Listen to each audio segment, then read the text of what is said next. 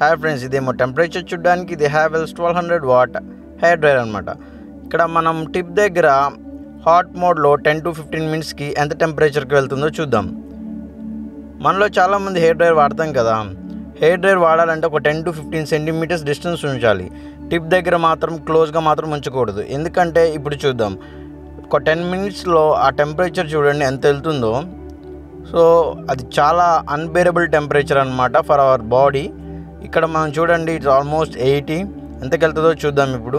So 90, 95, 100. So hair dryer వాడేటప్పుడు 10 to 15 centimetres gap ఉంచుకోండి. Subscribe.